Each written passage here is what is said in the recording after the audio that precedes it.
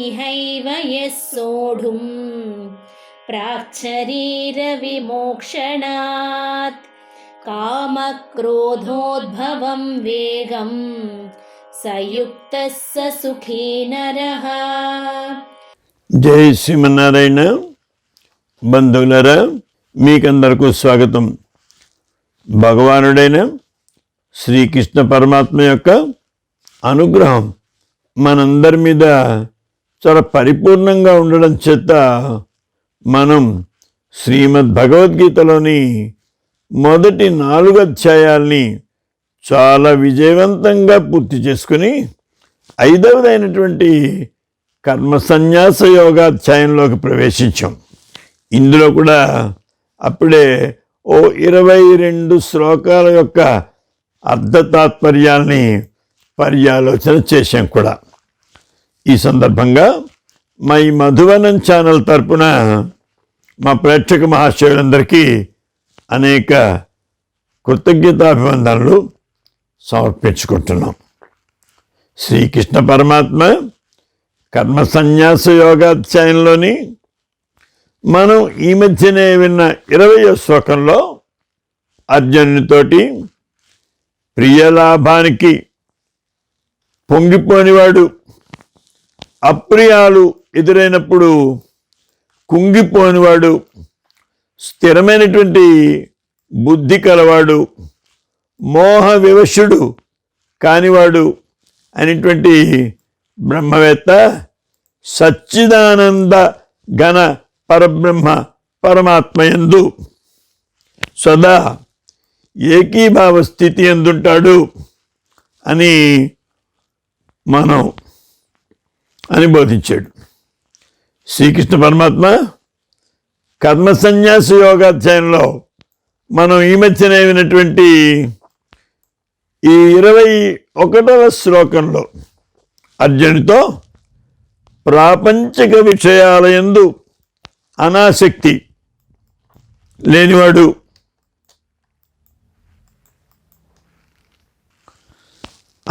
అటువంటి అంతఃకరణం గల సాధకుడు ఆత్మస్థిత ధ్యాన జనితమైన సాత్వికానందాన్ని పొందుతాడు.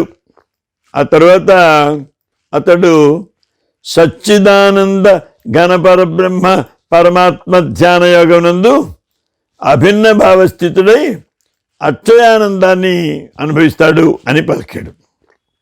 ఆ తర్వాత మనం నిన్ననే విన్నటువంటి 22వ శ్లోకంలో అర్జునుడితోటి విషయేంద్రియ సంయోగం వల్ల ఉత్పన్నమయ్యేటువంటి భోగాలన్నీ భోగలాలసులకి సుఖంగా భాషించిన అవి నిస్సందేహంగా దుఃఖహేతువులే, ఆద్యంతాలు గలవి, అంటే మొదలు కొసం అన్నమాట, అంటే అనిత్యాలు. కనుక అర్జున, వివేకవంతుడైనటువంటి వాడు వాటి యందు ఆసక్తుడు కాడయా అని పలికాడు శ్రీకృష్ణ పరమాత్మ. కామక్రోధాల కారణంగా విషయ భోగాలు దుఃఖహేతువులని ఇప్పటిదాకా వివరించాడు పరమాత్మ. ఇప్పుడు మానవ జన్మ వైశిష్ట్యాన్ని వివరిస్తున్నాడు. దుర్జయాలైనటువంటి కామక్రోధాది శత్రువుల్ని జయించిన వారిని భగవానుడు ఈ రాబోయేటువంటి 23వ శ్లోకంలో ప్రశంసిస్తున్నాడు. ముందు శ్లోకాన్ని వివరిస్తాను, ఆ తర్వాత దాని అర్థతాత్పర్య విశేషాంశాలని వాటినన్నింటినీ వివరిస్తాను. ఇది ఆ 23వ శ్లోకం. శక్నోతి హైవ యః సోఢుం ప్రాక్ శరీర విమోక్షణాత్ కామక్రోధోద్భవం వేగం సయుక్తః స సుఖీ నరః. ఈ శరీరాన్ని విడవకముందే, అంటే జీవించుండగానే కామక్రోధాదుల ఉద్వేగాన్ని అదుపులో ఉంచుకోగల సాధకుడే నిజమైన సుఖీ యోగి. బంధువులరా, విన్నారు కదా, ఇది ఈ 23వ శ్లోకం యొక్క భావం. ఇప్పుడు ఈ శ్లోకంలోని ఏ పదాలు ఏ అర్థాలని ప్రతిపాదిస్తున్నాయో వివరిస్తాను, చిత్తగించండి.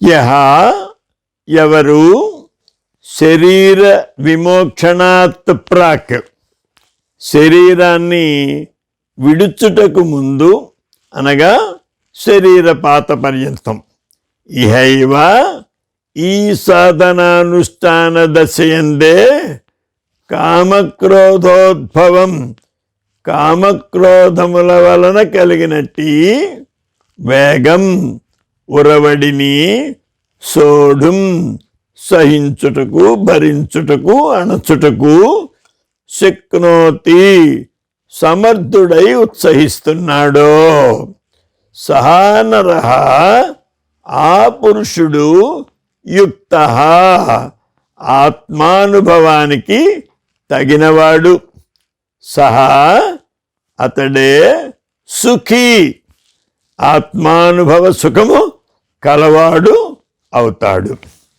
శరీర వినియోగానికి మునుపు ఈ సాధనానుష్ఠాన దశయందే ఆత్మానుభవనందలి ప్రీతి చేత కామక్రోధాదుల వల్ల మనోవాక్కాయాలకు కలిగే ఉరవడిని నిరోధించడానికి ఎవడు శక్తుడై ఉత్సహిస్తాడో వాడే ఆత్మానుభవానికి తగినవాడు. వానికే శరీర విమోక్షణానంతరము ఆత్మానుభవ రూపమైనటువంటి సుఖం కలుగుతుంది. ఇది దీని తాత్పర్యం. ఇంకా ఈ శ్లోక ప్రారంభంలోనే శక్నోతి ఇహ ఏవ అని కదా అన్నాడు. యహ శక్నోతి ఎవడు సమర్థుడు ఆగుచున్నాడో సహా యుక్త సహా సుఖీ అని కదా. ఇక్కడ ఇహ ఏవ అనే అవ్యయాల్ని వాడడంలో ఉన్న సొగసుని మనం చేస్తాను, చిత్తగించండి. ఇక్కడ మానవ జన్మ యొక్క సొగసుని గొప్పతనాన్ని వైశిష్ట్యాన్ని చెప్పడానికే ఈ రెండు అవ్యయాల్ని ఇక్కడ వాడేట స్వామి. దేవాదుల జన్మలు విలాసాలకి భోగాలకి నిలయాలు, పశుపక్ష్యాదుల జన్మలు జడాలు. అంచేత ఆ రెండు జాతులకి కామక్రోధాల నిరోధానికి అవకాశమే లేదు. ఇలాంటి అవకాశాలన్నీ ఈ మానవ జన్మలోనే సాధ్యాలు. అంచేత ఈ మానవ జన్మలోనే మృత్యుముఖంలో పడకముందే కామక్రోధాల విజృంభణని అరికట్టడానికి సాధకుడు సమాయత్తం కావాలి. అశ్రద్ధ వల్ల కానీ ఉపేక్ష వల్ల కానీ ఈ జీవితాన్ని సద్వినియోగం చేసుకోకపోతే భోగ వస్తువుల్ని సమకూర్చుకోవడంలోనూ వాటిని అనుభవించడంలోనూ గడిపిస్తే ఆ తర్వాత పశ్చాత్తాపడిన చేతులు కాలిన తర్వాత ఆకులు పట్టుకోవడమో లేకపోతే crying over the spilt milk అంటారు కదండయ్యా, అలాగో అవుతుంది. వెనకే భగవద్గీత ఉపనిషత్ సారము అని మనవి చేశాను కదండయ్యా. ఇప్పుడు ఇక్కడ మనం చెప్పుకునే ఈ విషయాన్ని కేనోపనిషత్తు ఇలా అంటుందయ్యా. ఇహ చేదవేదీ దద సత్యమస్తి నచేదిహా వేదీన్ మహతి వినశ్చి భూతేషు భూతేషు విచిత్య ధీరాః ప్రేత్యాస్మాత్ లోకాత్ అమృతా భవంతి. ఇక్కడ ఈ ప్రపంచంలో దాన్ని సాక్షాత్కరించుకున్నట్లయితే ఆ పైన నిజమైన జీవితం ఉంటుంది. అక్కడ సాక్షాత్కరించుకోకపోతే సర్వనాశనమే.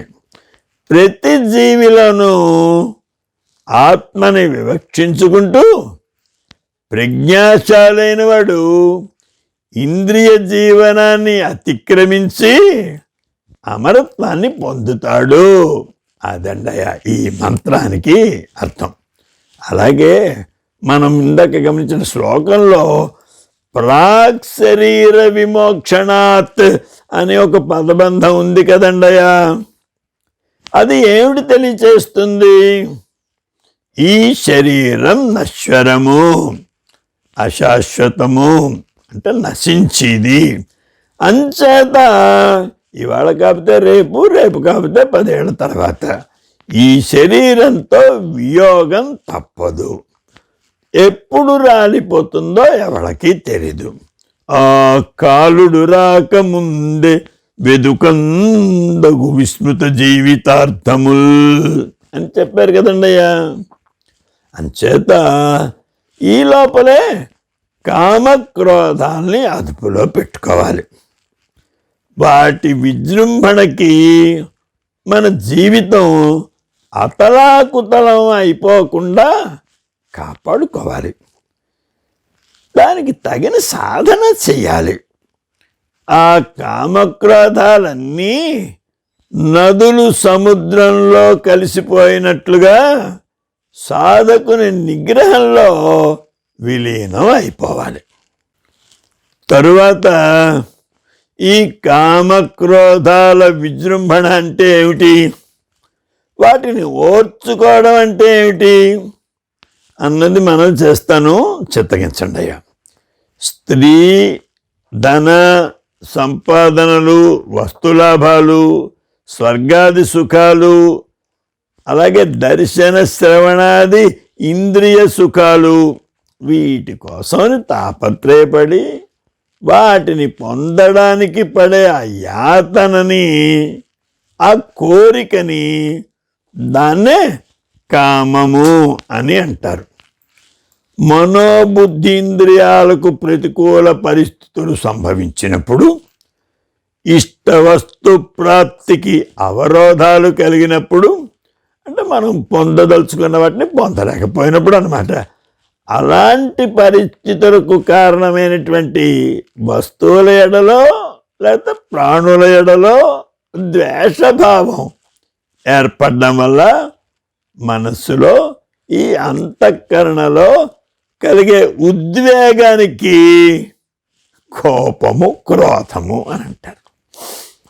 ఇలాంటి వీటి విజృంభణకి చెలింపకుండా ప్రశాంతంగా ఉండేవాణ్ణి. వాటిని నిస్తేజమునర్చడంలో అలాంటి వాడు సమర్థుడవుతాడు.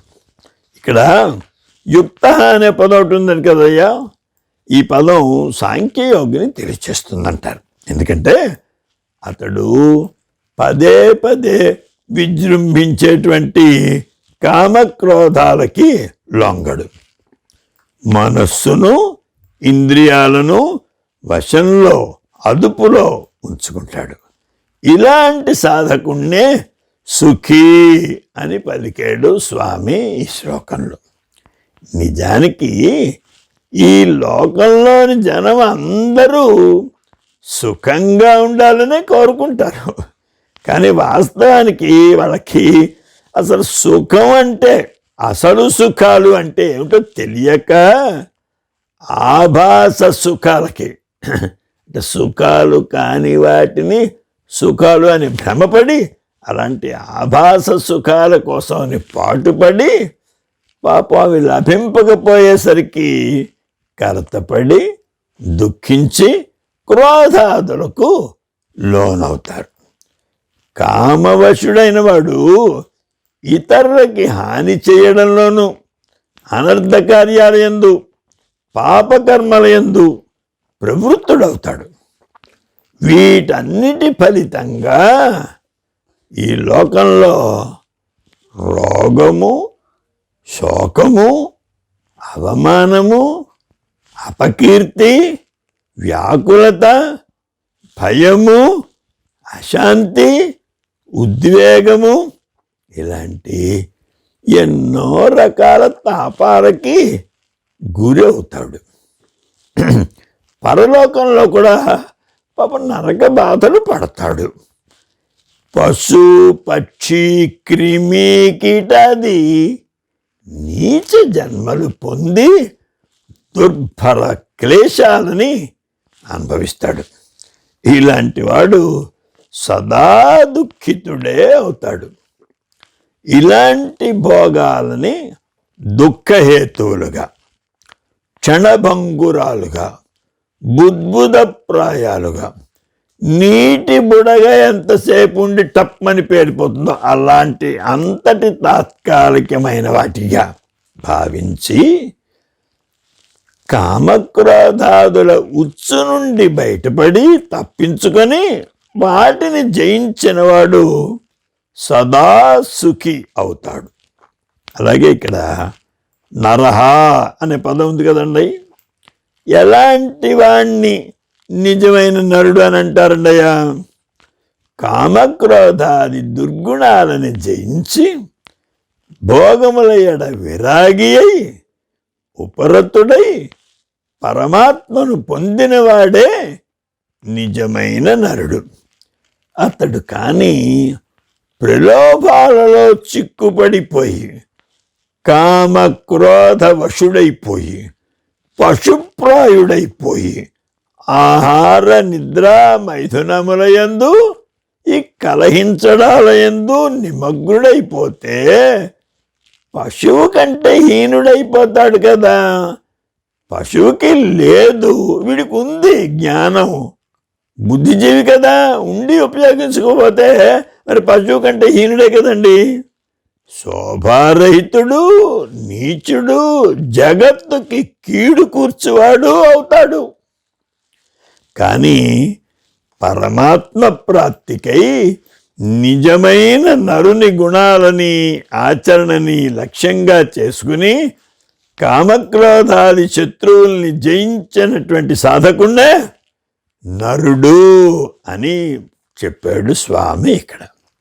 ఈ విధంగా శ్రీకృష్ణ పరమాత్మ కర్మ సన్యాస యోగాధ్యాయంలోని ఈ 23వ శ్లోకంలో అర్జునునితో ఈ శరీరాన్ని విడవక ముందే, అంటే జీవించుండగానే కామక్రోధాదుల ఉద్వేగాలను అదుపులో ఉంచుకోగల సాధకుడే నిజమైన సుఖీ యోగి అని పలికినాడు. బంధువులారా, శ్రీకృష్ణ భగవానుని యొక్క దివ్య ఉపదేశ వాక్యాలను వినడంలో మీ యొక్క శ్రద్ధాశక్తులకి మిమ్మల్ని ఎంతగానో అభినందిస్తున్నాము. రేపు మరొక శ్లోకంతో మీ ముందుకు వస్తాము. అంతవరకు సెలవు. జై శ్రీమన్నారాయణ.